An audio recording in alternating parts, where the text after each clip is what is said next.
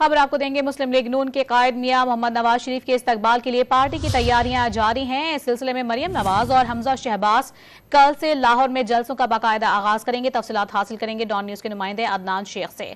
अदनान शेख बताएगा, कल से जलसों का आगाज होने जा रहा है, क्या तफसीलात है मजीद?